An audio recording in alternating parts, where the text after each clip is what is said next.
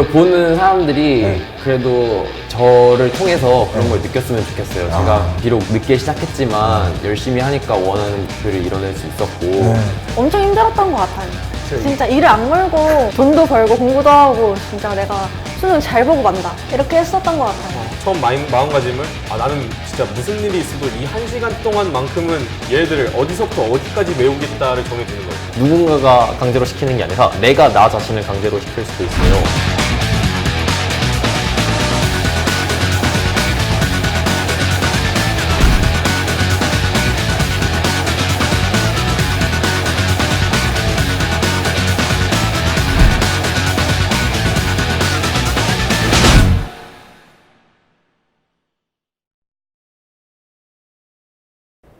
오늘의 삽터뷰. 목동 강서고등학교를 졸업하고 서울대 통계학과 18학번에 재학 중인 김범기 씨를 모셨습니다.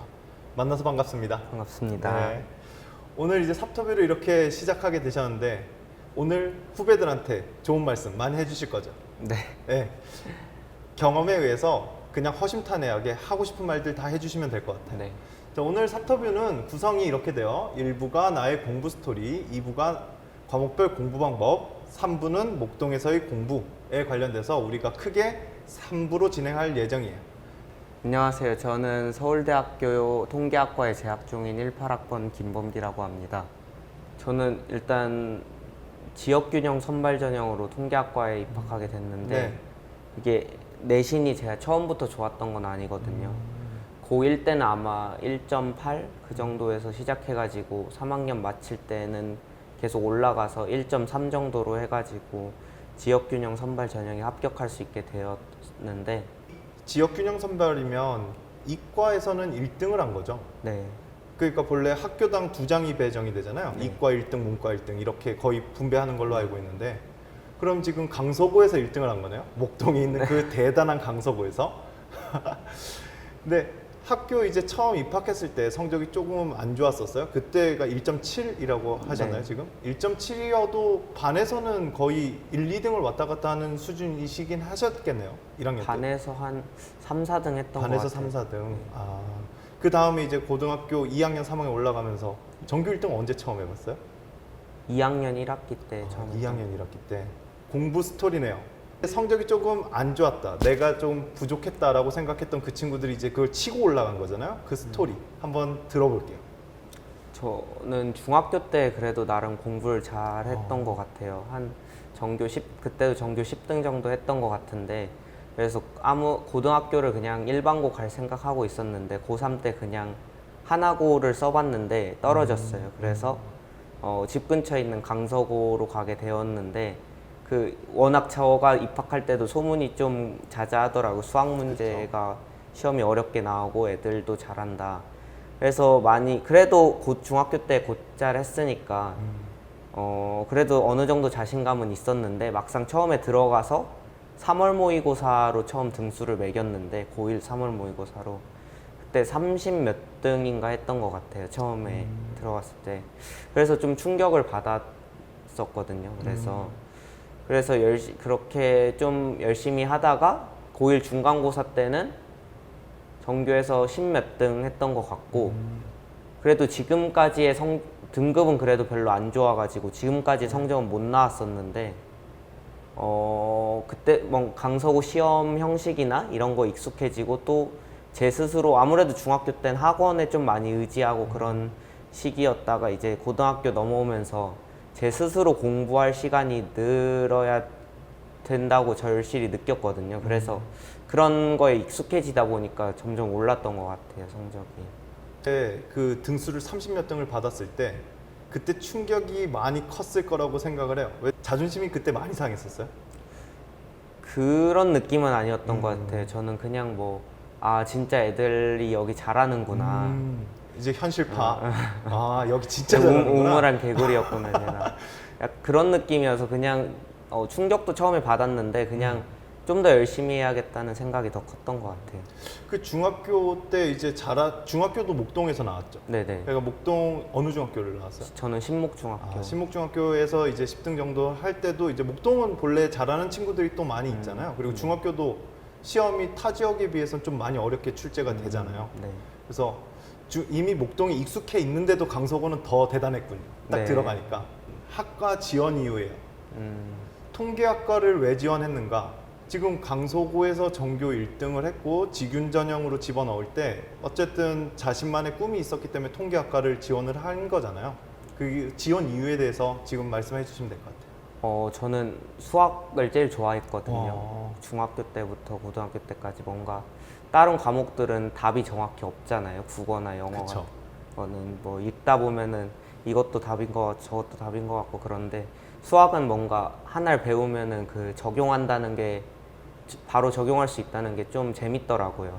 그래서 처음에는 수학이 좋아서 단순히 그냥 수리과학부를 희망했었는데 고등학교 2학년까지만 해도 근데 고3 때 제가 고3 때 이제 대선 토론이 새로 시작했었거든요. 네.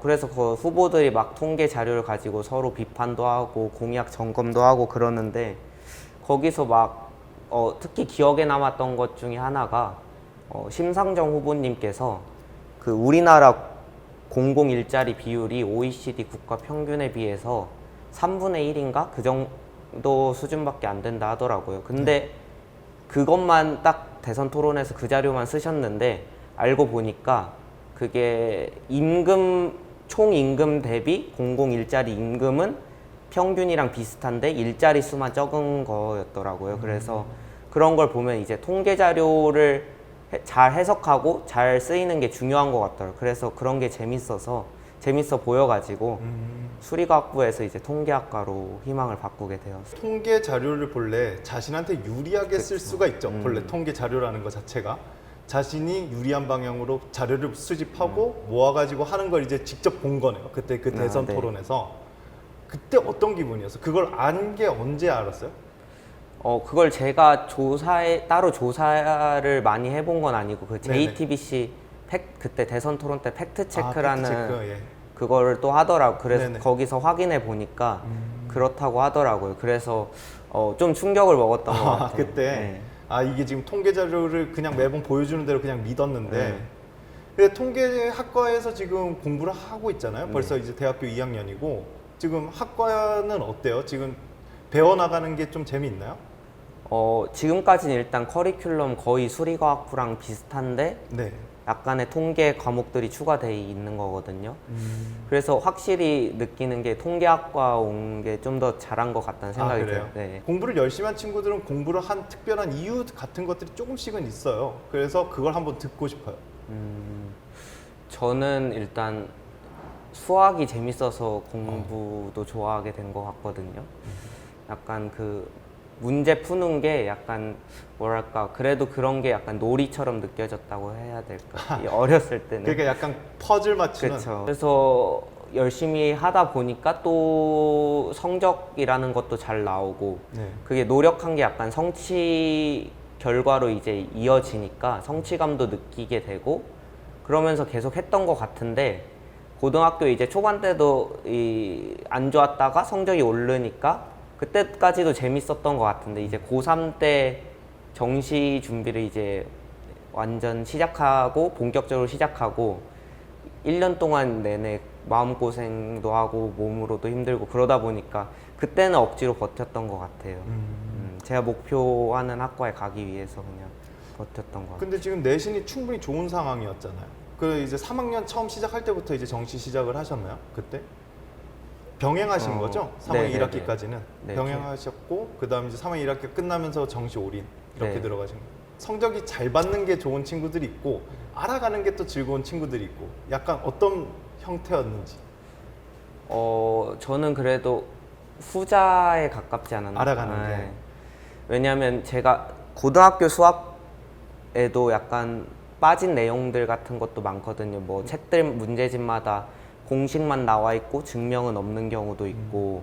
그래서 대학 가서 배워라 이러죠. 네, 그리고 뭐 그러니까, 그냥 이렇게 알려져 있다 이런 거.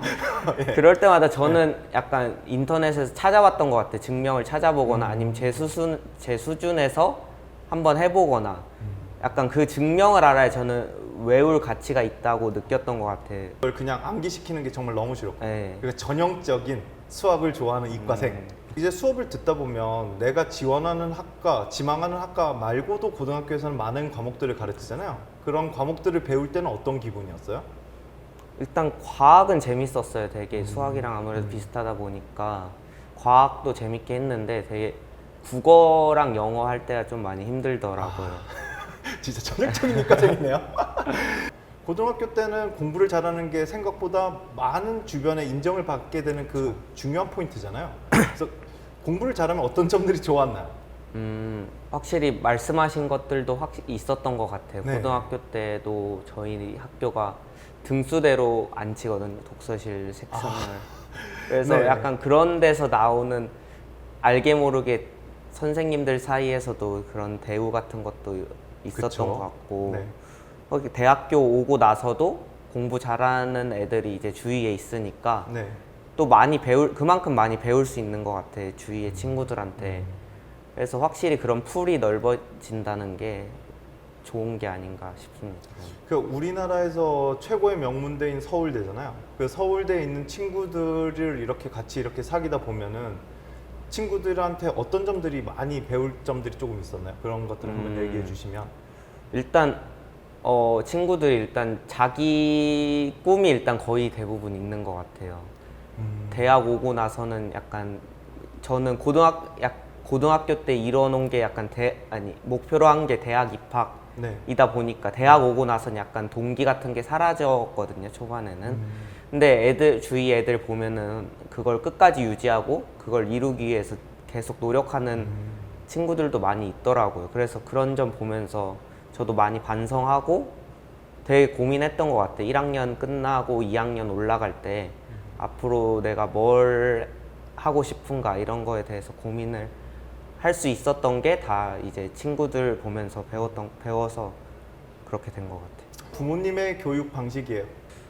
일단 저희 부모님 되게 간섭을 안 하셨어요, 공부에. 일단 그래서 확실히 그래서 제가 힘들어할 때 안쓰러워하는 것도 있으셨고, 그래서 저는 성적을 잘 안 알려드렸거든요, 시험 끝나면은. 아, 그래요? 네, 일부러 확실히 나오기 전까지는 등급이 네네. 뭐 더 떨어질 수도 있고 뭐 오를 수도 있고, 그래서 그런 설레발 치는 것들도 싫고, 그래서 안 알려드려가지고 그런 게 중학교 때부터 그래가지고 그래서 부모님도 점점 그냥 저한테 맡기셨던 것 같고, 그래서 그냥 학원도 제가 여기 다니고 싶다 이러면은 그냥 지원해 주시는 그런 정도로만 하셔서 저는 되게 그래도 그런 부분에서는 신경 안 쓰고 공부했던 것 같아요.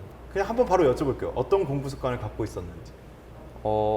저는 일단 1, 2학년 때까지는 학원도 많이 다녔는데 그래도 저 스스로 공부할 시간을 많이 확보하려고 했던 것 같아요. 학원 다니는 게 약간 의미 없는 것 같으면은 바로 그냥 안 다니고 제 스스로 공부하는 시간을 늘리려고 했고, 그리고 또 하나 있었던 게 또 밤늦게까지 공부하는 걸 저는 별로 안 좋아해가지고 오래 해도 1시 이 정도 하고 자고, 차라리 저는 시험 기간에는 일찍 일어나서 공부했었거든요.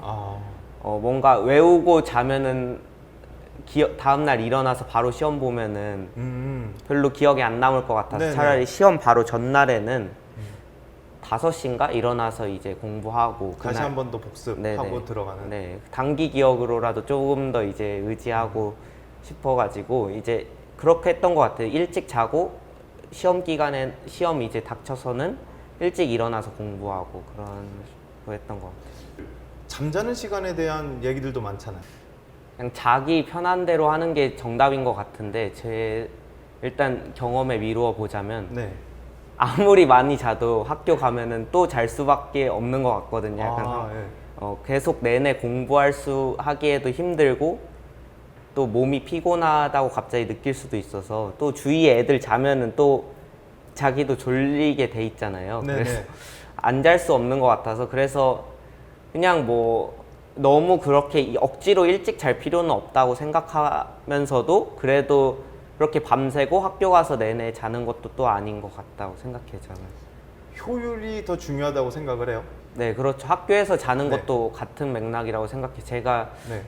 일단 그냥 뭐 이 시간에 그냥 해봤자 졸 것 같다. 별로 공부를 집중해서 못할 것 같다 이러면 차라리 그 시간에 조금 자고 일어나서 하는 게 저는 낫다고 생각하거든요. 공부하기 싫을 때 이제 특히 공부를 잘하는 친구들은 그 공부하기 싫은 시간을 최대한 단축시키는 자신만의 노하우 같은 것들이 조금 있죠. 특히 제가 고3 때 이런 걸 많이 겪었던 것 같은데 수능 준비하다 보면 뭐 이제 자신감이 올랐다가 내려갔다 이게 엄청 많이 반복했던 것 같거든요. 네. 뭐 만점 받을 것 같다가도 엄청 망할 것 같다가도 그래서 그럴 때마다 그렇게 기복이 심할 때마다 되게 공부가 하기 싫었었는데 약간 그때마다 다른 걸 하려고 했던 것 같아요. 그래 뭐 게임을 하거나 아니면 아예 수능이랑 관계없는 뭐 공부를 하거나 뭐 수학 문제를 이제 뭐 아는 거를 다시 한번 본다거나 이래서 그냥 그 수능 입시나 뭐 정시 수시 이런 거 다 잊어버리려고 했던 것 같아요. 강서구 같은 경우 지금 내신이 많이 어렵잖아요. 국어, 영어, 수학 같은 경우 어떤 식으로 나왔을 때 시험 시간 배분을 뭐 어떻게 해야 되는 게 제일 좋다. 그리고 시험 준비할 때 어떤 것들이 조금 포인트로 나는 공부를 했었다. 이런 것들 좀 알려주면 좋을 것 같아요. 일단 강서구 시험 문제가 되게 시간이 빡빡하게 나오거든요. 네. 그래서 문제를 이제 다 풀면은 검토할 시간이 거의 없어요. 이제 수학이나 그런 중요한 과목 같은 경우는. 네. 그래서 공부를 할 때 되게 한 번에 정확하게 푸는 연습을 하려고 했던 것 같아요. 그래서 이제 수학 같은 경우도 시간이 그렇게 빡빡하니까 객관식 풀다가 막히면은 바로 이제 서술형 넘어가서 왜냐면 서술형 답안지 쓰는데 또 시간이 오래 걸리니까. 네. 그런 식으로 해서 이제 최대한 시간 단축하면서도 정확도를 높이기 위해 노력했던 것 같아요. 국어나 영어 같은 거에서도 뭐 좀 특별한 게 있나요? 다른 목동 지역에 있는 다른 고등학교하고 다르게 강서구는 뭐 이런 식으로 출제된다라든지. 일단 국어 같은 경우에는 제 기억으로는 거의 대부분이 기역, 니은, 디귿, 이런 문제여서 네. 맞는 걸 뭐 모두 고르면 몇 개인가 이런 식으로 대부분이 나와서 네. 하나가 헷갈리면 이제 답이 아예 틀려버리거든요. 아. 이게 개수로 나오는 때도 있고 뭐 기역, 디귿 이런 네. 식으로 나올 때 있는데 개수는 이제 그 보기를 보고도 유추를 못하기 때문에 네, 그렇죠. 그래서 국어도 되게 꼼꼼하게 공부할 때 보려 했던 것 같아요. 그래서 하나라도 헷갈리면 이제 문제 자체가 틀려버린 다른 보기를 알아도 보기 하나가 헷갈리면 이제 그게 틀리게 되는 거니까. 영어는 난이도가 어때요? 강서? 영어는 대부분 내신에서는 그 교과서랑 프린트를 나눠주는데 그걸 대부분 외워서야만 이제 시간 내에 풀 수 있는 정도로 냈던 것 같아요. 거의 대부분 지문이 굉장히 많았는데 네. 학생들 모두 학원에서 이제 빈칸 채우기 연습하고 하면서 이제 계속 거의 외우는 식으로 공부했던 것 같아요. 영어 지문을. 시험 계획 한번 물어볼게요. 시험 내신 대비를 할 때 지금 내신이 전교 1등인 분이니까 내신에 관련된 시험 계획을 분명히 세웠을 거라고 생각을 해요. 계획표를 세웠었나요? 시험 칠 때? 아니요. 일단 한 달 전부터 시작은 했는데 저는 네. 미리 계획을 세우기보다는 네. 약간 그날 아침에 약간 뭐 공부해야겠다 그런 생각만 해놓고 가고 그날 마지막에 이제 뭘 공부했는지 적으면서 약간 스스로 피드백을 하는 식으로 했었거든요. 왜냐면 계획 세워봤자 이제 안 지켜질 때도 많고 그 시간대로 이제 더 오래 걸릴 수도 있고 공부 그쵸. 과목이 그렇기 때문에 다 일일이 계획을 세우기보다는 한 달을 이제 내신 공부를 한다 하면은 뭐 대충 언제까지는 이걸 끝내놓겠다 이런 식으로 했던 것 같아요. 특별히 뭐 플래너나 이런 건 안 쓰셨어요?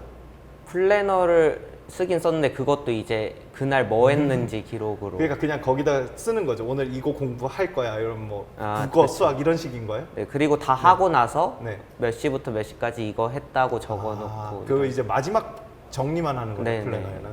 예. 제일 중요한 게 내신 대비네요. 왜냐면은 지금 강서구, 전교 1등한테 지금 듣고 있는 그 내신 대비니까. 자, 우선 과목별로 세부적으로 한번 물어볼게요. 국어는 어떻게 내신 대비를 했어요? 국어는 일단 제가 아무래도 별로 안 좋아하는 과목이어서 네. 잘 손이 안 갔는데 공부하는데 그래도 꼼꼼하게 했어야 되니까 저는 일단 자습서랑 평가 문제집이랑 교과서에는 일단 수업 시간에 필기해 놓은 거 있고 자습서 평가 문제집에도 그 요점 같은 게 정리되어 있잖아요. 네. 그래서 세 개를 비교해가지고 그 교과서에 다 그걸 옮겨 적으면서 공부했던 것 같아요. 그래서 자습서에서도 문제를 풀다가 놓친 게 있으면 그걸 또 그 교과서 해당되는 부분에 옮겨 적고 해서 나중 가면 이제 교과서만 이제 보고 공부할 수 있게 그런 식으로 처음에 준비를 했던 것 같아요. 국어 같은 경우 이제 외부 지문이 들어오는 경우가 많이 있다 그러더라고요.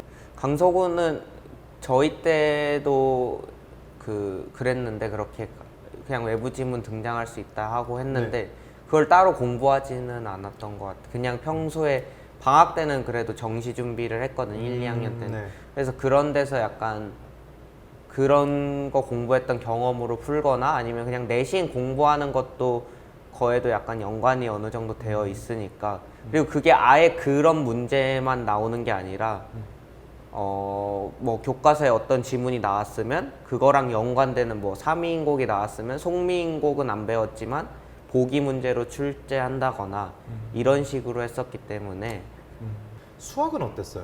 수학 내신. 강서구 수학 어렵잖아요. 저도 3년 내내 네. 그 공부하면서 의문인 게 선생님들이 도대체 어떻게 그런 문제를 내시는지 문제집에 있는 게 거의 없거든요. 문제집에서 본 느낌인 것도 거의 없어가지고 거의 처음 보는 문제고 근데도 어려워가지고 되게 약간 공부를 하면서도 이게 나올까 저 안 나올 것 같은 왜냐면 문제집에서 본 문제는 안 나왔었으니까 그래서 약간 수학 공부하기가 제일 어려웠던 것 같은데 1학년 때도 실제로 수학 시험을 시간이 모자른 적이 없었는데 네. 중학교 때까지만 해도 네네. 시간이 모자라서 다 풀지도 못하고 그래가지고 되게 충격을 받았었는데 일단 그래서 느낀 게 많이 풀기보다는 어차피 문제집에 있는 거 안 나오니까 되게 뭐 여러 가지 어려운 블랙라벨 자이스토리 이런 거 풀었었다면 내신 대비할 때 시험이 가까워져서는 새로운 문제 푸는 거보다는 그거를 이제 한 번 더 보거나 이런 식으로 공부했던 것 같아요. 자, 영어는 그럼 어땠나요? 영어는? 영어는 일단 네. 교과서랑 프린트에 있는 지문들을 대부분 일단 외우려고 했었어요. 처음에는 1학년 때는 그냥 마구잡이로 외웠는데 너무 힘들더라고요. 그게 시험 풀 때는 그게 확실히 쉬워도 준비하는 과정이 너무 힘들어서 다른 과목에 투자할 시간까지 뺏겨버리니까 나중에 이제 요령이 쌓이다 보니까 보면서 중요한 것 같은 문장 위주로 외우고 다른 건 그냥 여러 번 읽어서 빈칸을 보면 생각날 수 있을 정도로만 그런 식으로 아예 다 외우진 않고 강서구는 그럼 범위가 영어도 엄청 많나요? 네. 프린트 같은 거는 뭐 어느 정도 분량이 제공이 되나요? 한번 시험 칠 이제 때? 2학년 때 많아지는데 그때 한 40개 그 정도 주시는 것 같아요. 지문이 40개. 지문이 40개, 긴 거. 그냥 이렇게 한- 수능형 지문. 이런 가정통신문 나오는 종이에 6개씩 정도 들어가 있어가지고 아, 예. 그게 그 40. 네. 그 이외에 외부 지문이 등장하진 않아요? 강서구 영어 등장해요. 등장해요. 네. 그럼 그게 이제 킬러 문항처럼 등급을 가르는 문항이 되겠네요. 그쵸. 아무래도 외우는 애들이 많아가지고 다른 것들은 네. 거의 쉽게 풀 수 있는데 네. 그런 나머지가 그 등급을 갈랐던 거. 읽으면서 그냥 음. 이 내용에선 국어처럼 그냥 이 내용에선 어떤 문장이 주제인 것 같다. 아니면 이런 문법이나 어법 같은 게 특별하니까 뭐 이런 게 서술형으로 나올 만할 것 같다. 이런 것들 위주로 형광펜 쳐놓고 외웠던 것 같아요. 과학 공부는 좀 암기가 많이 들어있는 게 많잖아요. 특히 물리 같은 경우는 암기가 많이 있다라고 말을 못하지만 생물이나 이런 것들은 많이 있어서 어떤 식으로 공부를 했는지 좀 궁금해요. 과학. 제가 일단 그 중학교 때까지 과학 예습을 한 번도 안 했었거든요. 그래서 네. 고등학교 때 처음 과학을 배우기 시작했는데 확실히 중학교 때도 제가 생물을 싫어했어요. 너무 그 감수 분열 나오는 파트부터 되게 이해가 안 가더라고요. 중학교 3학년이죠. 그거. 예. 그때부터 내가 저희 학교가 이제 과학 원 과목을 3개 총 선택하는데 2학년까지 생물 원은 아예 저는 배우지도 않았어요. 선택을 안 하셨구나. 네, 그래서 그나마 수학이랑 비슷한 것 같은 물리원, 화학원 2학년 때 그렇게 했었고 네. 그래서 그 과학도 되게 처음 배우는 거에서 재밌었던 것 같아요. 되게 계산도 있고 뭐 조건 파악하면서 푸는 게 있으니까. 그래도 화학만 해도 계산하는 게 많이 있죠. 지구과학은 아예 선택을 안 하셨어요? 지구과학 내신 때만 내신 했어요. 때만? 네.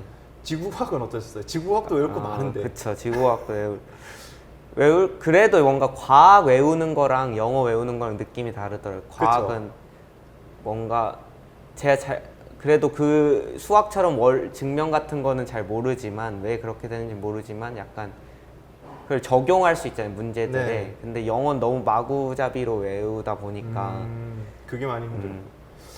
그다음 뭐 다른 과목에 관련돼서 내신 대비 특별히 뭐 얘기해 줄 말이 있어요? 다른 과목들.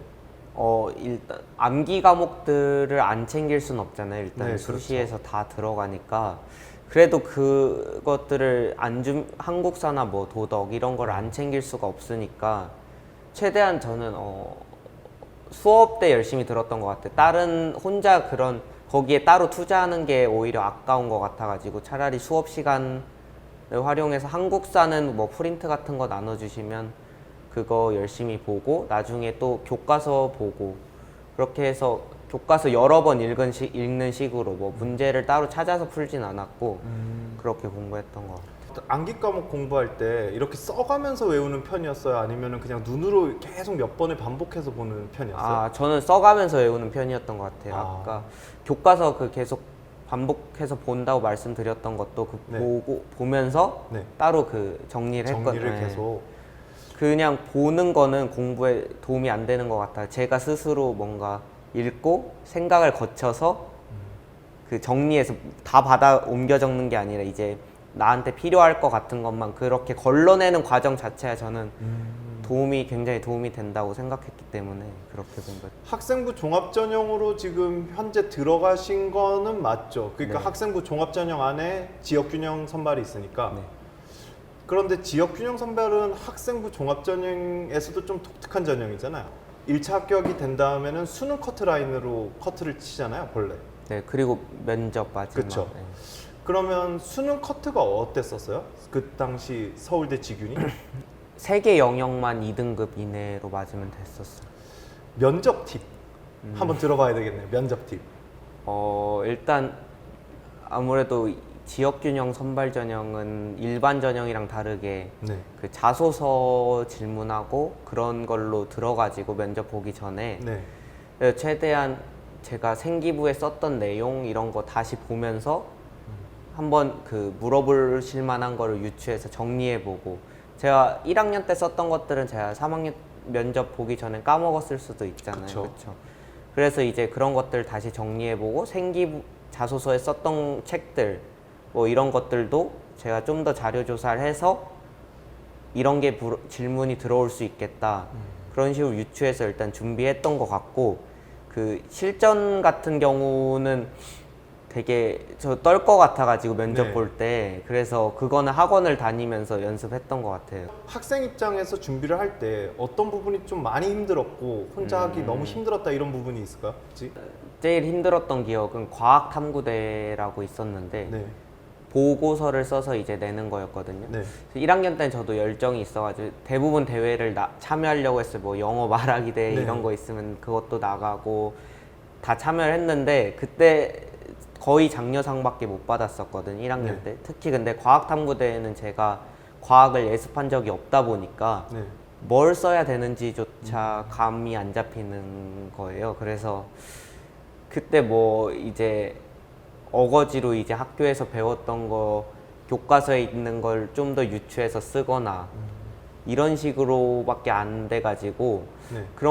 약간 그런 걸 준비하는데 약간 미리 아는 애들이랑 모르는 애들이랑 격차가 큰 게 느껴지다 보니까 그런 점이 힘들었는데 그럼 수상 실적은 어떠셨어요? 상 종류는 많았던 것 같아요. 아까 아. 말씀드렸다시피 네. 많이 네. 나가려고 했는데 네. 양은 많았는데 질은 좋지 않았거든요. 초반에는. 그래서 다 장려상. 참가하면은 대부분 장려상을 장려는 줘요? 네. 아. 왜냐면 참가하는 애들도 별로 없어가지고. 그걸 많이 참가를 안 하나 보네요. 그쵸. 그랬던 것 같아요. 그럼 그럼 아니면 그래도 네. 장려상은 다 챙겨주려고 하고 그랬던 거 학교 분위기. 그럼 수상 실적을 하기 위해서 이렇게 꼭 모든 대회에 다 참가하는 게 좋은지 아니면 자기의 진로에 맞는 그 수상에만 참가를 하는 게 좋은지도 또 궁금해하는 분들이 많아요. 일단 제가 하면서 느낀 거는 네. 1학년 때 왜 그렇게 했나 좀 그렇더라고요. 제가 입학사정관이 됐다고 생각해 보면은 네. 장려상 받은 건 딱히 별로 안 볼 것 같은 거예요. 그래서 그냥 자기가 진짜 잘할 수 있는 거 열심히 준비해서 금상, 뭐 은상 이런 거 받는 게 저는 훨씬 있을 것 같다고 느꼈어요. 장래 희망을 본래 학생부 종합전형에 이렇게 쓰잖아요. 네네네. 그걸 고1 때부터 장래 희망이 특별하게 딱 정해져 있어서 거기에 맞춰서 학생부를 만들어 나갔나요? 아니면은 이게 중간에 바뀌어서 학생부에 이제 방향이 약간 틀어지는 경우들도 많이 있어서 어떤 경우였는지 좀 궁금해요. 저는 일단 수리학부에서 3학년 때 통계학과로 바뀌었기 때문에 네. 거의 3학년 때 내용이 완전히 바뀌었거든요. 아. 2학년 때까지 생기부에서 3학년 때 내용이 이제 네. 2학년까지는 장래희망이 수학 교수라고 썼었는데 네. 3학년 때 빅데이터 전문가로 바꿔서 썼어가지고 이제 그 전까지는 통계 내용이 하나도 없었어요. 이제 생기부에. 모든 이제 네. 생기부에. 그래서 3학년 때 이제 바꾸려고 되게 넣으려고 노력했던 것 같아요. 그럼 수행평가 같은 경우 학생들한테 요즘 주어지는 수행평가가 팀플 과제부터 해서 정말 다양하게 많이 주어지잖아요. 그 수행평가 때문에 직접 만나는 학생들이 이런 소리를 해요. 수행평가 때문에 숙제할 시간이 없어요. 공부할 시간이 없어요. 이런 소리를 많이 하는데 정말 그 정도의 많은 수행평가가 학생들한테 주어지는지 강서고등학교가 그게 좀 궁금합니다. 저희 학교는 그렇진 않았던 것 같아요. 수학 수행 평가 같은 경우는 네. 저희 때는 그냥 시험을 한 번 더 쪽지 시험 한 번 더 보는 걸로 했었거든요. 근데 네. 지금 과외하고 있는 학생이 있는데 그 네. 친구도 강서고 후배인데 네. 그 친구한테 물어보니까 이제 수학 어떤 주제를 정해서 발표하는 걸로 이제 바뀌었더라고요. 그런 게 약간 공부하는 그런 전체적인 입장에서 보면 좋을 것 같긴 한데 공부의 방향성 같은 거에서는 네. 근데 확실히 좀 더 부담이 늘 것 같긴 하더라고요. 그렇죠. 그럼 또 지금 학생부 종합전형에 자신이 읽은 책을 쓰잖아요. 그 책도 본래는 순서적 흐름으로 맞춰서 쓰죠. 왜냐면 자기 장래 희망에 맞는 책을 그쵸. 읽는 게 유리하고 그 책을 읽어야 그 교수님이 자신한테 질문을 할 수가 있잖아요. 면접 때. 네. 그런 식으로 그 독후감 구성을 하셨는지. 네, 저도 일단 1, 2학년 때는 수학책 읽기 싫어도 처음에는 재밌더라고요. 수학책 초반에는. 근데 네. 뒤로 갈수록 뭐 페르마의 마지막 정리 같은 경우는 초반엔 뭐 옛날 이야기 나오고 네. 옛날에 어떻게 해서 계속 연구돼 왔다. 지금 뭐 이제 후반부 가면은 지금 누가 앤드류 와일즈라는 교수가 풀었다 네. 하는데 그때 막 설명하는 내용이 전혀 고등학교생의 지식으로는 도저히 이해할 수도 없는 거라서 그런데도 너무 읽기 싫었는데 읽고 그래서 저는 그럼 힘들었던 것 같아요. 거의 수학 관련 책만 거기다가 썼었어요? 네, 그건 아니었던 것 같아요. 그래도 네. 그 저희 학교에서 또 상 받으려고 했던 것 중에 일부인데 그 독서 필수 도서를 정해줘가지고 네. 거기서 몇 권 이상을 읽으면 상 주고 그런 게 있었는데 그런 것 때문에 이제 뭐 다른 이제 인문학 책, 뭐 변신, 뭐 이런 것들을 챙겨서 그런 것들도 챙겨서 읽었던 것 같아요. 혹시 질문하셨어요? 그런 인문학 책에 관련 질문이 면접 때 아. 왔었는지. 제가 그 서울대 자소서에 책 3권을 쓰게 돼 있는데 네. 거기에 일단 수학책 1권, 네. 통계학책 1권, 경제학책 1권을 썼었는데 네. 경제학 책만 질문이 들어오시더라고요. 그러니까 이제 그게 좀 독특하게 보셨네요. 경제학 책에서 어떤 걸 느꼈는지. 동아리 활동, 소모임 활동 이런 것도 대부분 이제 학종 대비를 할 때 자신의 장래 희망에 맞춰서 동아리를 들고 그 활동들을 많이 하잖아요. 네. 그럼 어떤 동아리에 참여해서 활동을 했었는지. 저는 수학과학 동아리였는데 그냥 그 친구들끼리 마음 맞는 애들끼리 만들어가지고 그냥 거기서 딱히 한 거는 없었는데 그냥 뭐 수학 내용 정해서 발표하고 후배들도 있으니까 네. 거기서 뭐 고학년 가면 이제 이런 걸 배운다 미리 알려주는 그런 식으로 그것도 이제 어떻게 보면 생기부를 그쵸. 노리고 하게 된 거죠. 그럼 하나만 하셨어요? 그거 네네. 동아리는? 아, 여러 개 본래 하는 친구들 많이 아, 있죠. 동아리는 안 하고 이제 소모임은 네, 소모임. 했었어. 그거는 이제 그 서울대 공개 강의가 있는데 예. 홈페이지에 그걸 보고 그 감상문 뭐 배운 점 이런 거 쓰는 거 했었던 그런 거. 소모임. 네. 자신이 맞았던 수능 점수하고 등급을 한번 밝혀주셨으면 좋을 것 같아요. 저는 국어가 딱 2등급, 1등급 아. 컷보다 1점 낮은 거에서 네. 2등급이었고 네, 수학 92점이어서 1등급이었고 네. 영어도 1등급이었던 것 같고 물리원은 1등급, 화학 2를 봤는데 화학 2는 2등급이었어. 그렇죠. 서울대는 2 과목이 반드시 필요하니까. 그럼 국어부터 가볼게요. 국어는 어떻게 준비를 하셨는지. 국어가 일단 저희 학교가 133 모의고사라고 네. 2학년 때도 3학년처럼 한다고 해서 133이거든요. 네. 그래서 그 3학년 모의고사 보는 날에는 2학년들이 이제 야자 시간에 남아서 그거 모의고사 똑같이 보고 시간 정해가지고 그런 식으로 했었는데 2학년 말까지만 해도 3학년 국어 문제를 푸는데 시간 내에 도저히 못 풀겠는 거예요. 한 35문제인가 풀었는데 시간이 끝나버리고 10문제나 못 푼 거잖아요. 그래서 그쵸. 그때 되게 충격을 받았어요. 2학년 겨울방학, 3학년 9월 모의고사였을 거예요 아마. 그러니까 2학년 9월 때인 건데 제가 그래서 겨울방학 때 되게 고민을 많이 했어요. 국어 공부를 어떻게 해야 될지. 학원을 한 번도 안 다녀봐가지고 국어 같은 경우는. 네.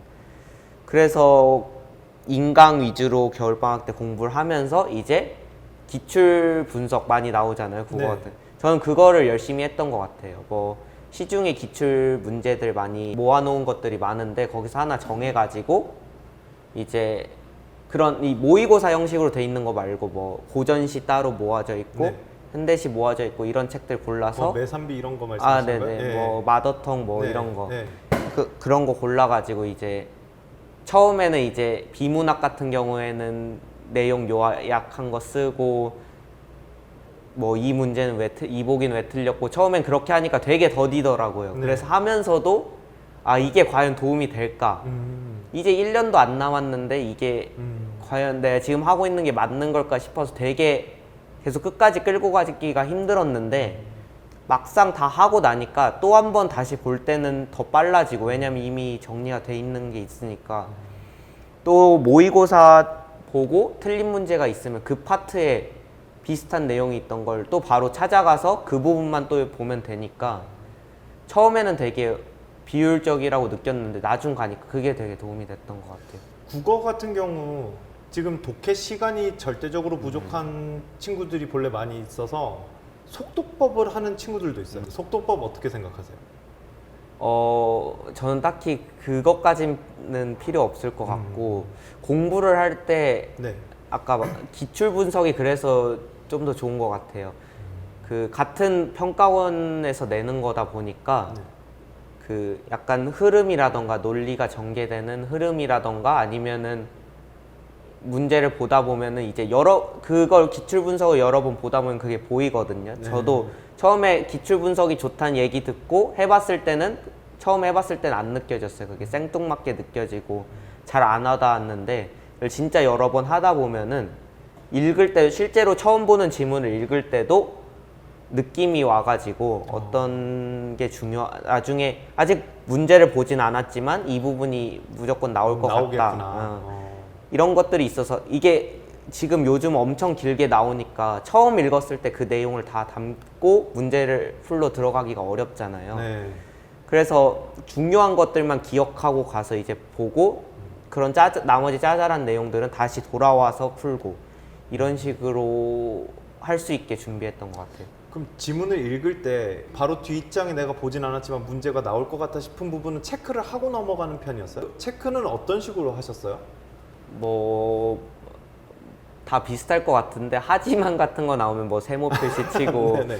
뭐 중요한 내용 같은 거는 밑줄 그어놓고 처음에 국어를 공부하면 다 밑줄 치면서 공부하게 네. 되거든. 네. 그러면 이제 나중에 기억이 안 나서 돌아갈 때 어디로 돌아갈지가 되게 어렵더라고요. 그러면서 이제 시간 잡아먹게 되고 그래서 뭐 대략적인 틀만 잡아놓는 식으로 여기서 뭐 내용이 바뀌었다 하면은 뭐 슬래시 2번 하던가 이런 식으로 다시 쉽게 돌아갈 수 있게 그런 식으로 했던 것 같아요. 지금 수학에서 공부를 할 때 이제 어쨌든 킬러 문항을 제외하고는 쉽게 풀었을 거잖아요. 그냥 세 문제를 제외하고는 아마 손쉽게 시간 안에 풀었을 거고 이제 세 문제를 준비하는 게 관건이었을 텐데 킬러 문항 대비는 어떻게 하셨나요?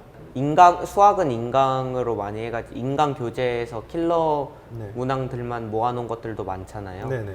그런 거 보면서 이제 제가 먼저 한번 풀어보고 좀 어렵게 푼 것 같다 이러면은 이제 다 듣진 않았거든 인강을. 문제풀이 인강 같은 게 있으면 이제 제가 어렵게 푼 것 같은 문제들 보면서 아 이분은 어떤 의도를 갖고 이렇게 냈구나 어떻게 풀라 하셨구나 이런 걸 파악하려고 했던 것 같아요. 그 수능날 킬러 문항을 맞닥뜨렸을 때 어땠어요? 조금 많이 봤던 것이 등장했던 문항도 있었는지 아니면 아예 아 나 진짜 이것도 처음 보는 문항이 역시 수능이니까 등장했네 이런 느낌이었는지. 30번을 봤을 때는 진짜 열심히 연습했다 생각했는데 진짜 거의 접근을 못 하겠더라고요. 그래서 30번은 못 풀어서 틀렸고 네. 21, 29는 맞췄는데 그러면은 지금 한 문제가 더 그쵸. 틀렸었잖아요. 그거 약분을 안 해가지고 서술형에서 틀렸었어. 아, 그 단답형 쪽에서 네, 그게 분모 분자 더해서 답을 내는 P 더하기 Q. 네, 약분을 안 진짜 해가지고. 너무 억울하셨겠네. 그거. 그쵸, 그때 당시는 매우 진짜 매우 억울하셨겠네. 그래도 어쨌든 직윤이어서 그게 그렇게 서운하지 않으셨을 것 같은데. 근데 네. 직윤을 제가 다른 일반고에 비해서는 되게 낮은 내신이라 막 다른 데서는 1.0 이렇게 받고 오잖아요. 그쵸. 1등인들이니까. 그쵸. 근데 강서는 내신 따기도 어렵고 그러니까 끝까지 되게 불안하셨군요. 그렇죠. 그래서 저도 사실 3학년 초반부터 거의 수시가 거의 제쳐두고 정시 위주로 했던 것 같거든요. 학교 분위기도 그렇고. 그래서 되게 불안했던 것 같아요. 이거 안 붙으면 어떡하지, 수시 안 그럼요. 붙으면. 진짜 그거 엄청 불안했을 것 같아요. 영어 공부에서 어떻게 했었다 뭐 이렇게 하면은 조금 더 좋은 점수를 받을 수 있다 이런 팁 같은 거? 저도 영어 걱정이 사실 2학년 때까지도 점수 모의고사도 잘 안 나왔거든요. 네. 근데 절대평가로 바뀐다는 소식 듣고 저는 너무 좋았어요. 근데도 이제 2등급이 나오는 거예요, 3학년 때. 80점대가. 네. 왜냐면 너무 안일해져 있었나 봐요, 제가. 절대평가로 바뀌었으니까 뭐 지금 하던 대로만 해도 괜찮겠지 이랬는데 9월까지만 해도 2등급이 나오니까 되게 걱정이 심각해져가지고 그때 이후로 되게 열심히 했는데 뭐 닥치니까 그때 가서 단어 외우는 것도 또 의미 없는 것 같은 거예요. 딱 시간이 얼마 안 남아 있으니까. 그쵸. 네. 그래서 그때는 약간 그때도 기출 분석을 좀 이용했던 것 같아요. 기출들 보면서 이런 식으로 해야겠다. 아니면 이제 또 시간이 진짜 얼마 안 남았을 때는 뭐 방법론 같은 것도 뭐 시험을 이제 독해는 문법까지만 풀고 뒤에서부터 풀어야겠다. 이런 식으로라도 조금이라도 시간을 줄이려고 노력했던 것 같아요. 그래서 수능 날은 어땠어요? 수능 날은 시간 딱 맞췄어요? 네, 다행히 좀 남았던 것 같아요. 아, 수능 날은요? 네. 그럼 이제 과학으로 한번 가볼게요. 과학은 지금 물리원하고 화학2를 했는데 화학 2를 했냐면 네. 물리원, 화학원 할 때 그냥 화학이 좀 더 재미있는 것 같아가지고 그래서 화학 2를 2학년 때부터 정해서 바꿀 생각을 사실 안 했고 성적이 잘 안 나와도 네. 어떻게든 그냥 내가 선택한 거니까 해야겠다 하고 바꿀 생각을 안 하고 했던 것 같아요. 화학에서 어떤 부분이 제일 흥미롭고 재밌었어요? 되게 처음에 뭐 양적 관계 같은 경우도 그냥 풀면은 막 A, 비율이 나왔을 때 네. 그냥 마구잡이로 식 잡아서 풀면 되게 오래 걸리더라고요. 풀리긴 네. 풀리지만 네. 그게 다 문제 풀면서 노하우가 생겨서 이제 빨리 풀 수 있는 게 되게 재밌어가지고 지금 수능 과학 과목 같은 경우엔 시간이 절대적으로 부족하다 그러더라고요. 지금 시험을 치는 학생들 입장에서. 그래서 그 시간 단축을 하는 스킬 같은 것들 정말 많이 배운다 그러던데 네, 뭐 맞아요. 어떤 것들이 있을까요? 물리원에서 지금 빠진 걸로 알고 있는데 돌림임 단원 같은 경우에서는 뭐 이렇게 받침대가 있고 어디로 쓰러질까 그런 문제들이 나오거든요. 네네. 뭐 잘 기억은 안 나는데 네. 막 여기에 상자를 이상한 모양으로 쌓아놔요. 네. 그러면 이제 그거 전체의 무게중심의 위치를 구한다거나 뭐 이런 식으로 방법론들이 되게 저는 도움이 됐던 것 같아요. 그런 것들이 네. 그런 일종의 스킬 같은 것들이 정말 네네. 많이 도움이 되나요? 과학은? 네, 과학은 확실히 그런 게 있는 것 같아요. 공부, 목동에서의 공부예요.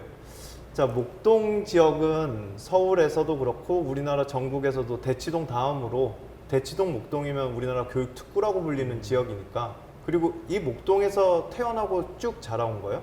아니요, 전 초등학교 때 이사 왔어요. 아, 초등학교 몇 학년 때 이제 목동 4학년 때. 아, 4학년 때 이제 목동 지역을 처음 들어가고 그때부터 초, 중, 고를 다 다녔네요. 네. 교육열이 높은 지역 그리고 학생들도 열심히 하는 그 지역에서 초, 중, 고를 다닌 친구들이 어떻게 공부를 하는지 지금 그런 질문인 것 같은데 초등학교 때부터 한번 좀 얘기를 해볼게요. 목동 지역 초등학교부터 그렇게 학생들이 학구열이 뛰어난지. 일단 다들 공부를 해야 된다는 그런 분위기는 있었던 것 같아요. 그래서 확실히 초등학교 때도 그랬거든. 저희 친구들이랑은 막 도서관, 양천 도서관이라고 있는데 네. 거기 간다고 하고 거기서 뭐 한 30분 공부하고 놀러 가고 네. 그런 식으로 했던 것 같아요. 초등학교 때도 그래서 생각해 보면은 아무래도 그런 학구열 자체가 깔려 있지 않나 목동은. 그럼 중학교 같은 경우는 어땠어요? 목동에서 이제 중학교를 나올 때 학생들 학구열이라든지 그다음 이제 또 궁금한 건 목동 지역에 있는 중학교 친구들은 고교 선행 학습들을 많이 하잖아요. 그 고교 선행 학습들이 많은 친구들이 어느 정도까지 하고 고등학교를 입학하는지 뭐 이런 정도? 네. 일단 많이 하는 친구들은 다 하는 친구들도 있는데 그런 애들은 이제 진짜 똑똑한 애들도 많아가지고 영재고 가거나 네. 과고 가거나 이런 식으로 많이 가더라고요. 그래서 실제로 일반고에서는 뭐 선행하고 온 애들이 또 그래도 절반 정도는 있었던 것 같아요. 그럼 대부분 이제 고1 들어가기 전에 한 그쵸. 고1 내용 정도 네. 선행하는 정도가 목동에서 일반적인 상황인가요? 네.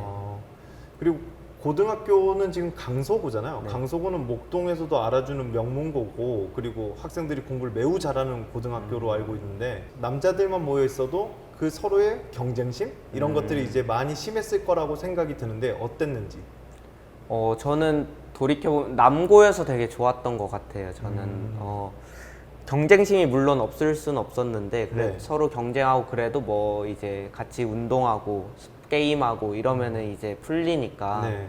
그런 점들이 되게 편했던 것 같고 또 애들이 놀 땐 놀고 그래도 할 땐 열심히 하는 그런 분위기가 잡혀 있어가지고 좋았던 것 같아요. 그 라이벌이라고 생각했던 친구들이 본래 자극이 많이 되잖아요. 네. 그 친구들하고 이제 같이 공부를 하면서 그런 자극을 받는 게 목동에서의 가장 큰 좀 메리트가 있었는지. 네, 확실히 있었던 것 같아요. 제가 초등학교 때 구로동에서 살다가 전학 왔는데 네. 확실히 분위기가 다르더라고요. 그리고 고등학교 때도 애들 열심히 하는 거 보면 또 자극되고 저는 놀고 싶은데 이제 등수대로 독서실에 앉아 있다고 했잖아요. 그럼 네네네. 이제 저는 이제 쉬고 싶은데 옆에는 공부하고 있고 그러면 또 이제 저도 어쩔 수 없이 또 좀 더 하고 그쵸. 이런 게 있었던 것 같아요. 자, 강서구에서 공부하긴 해요. 강서구.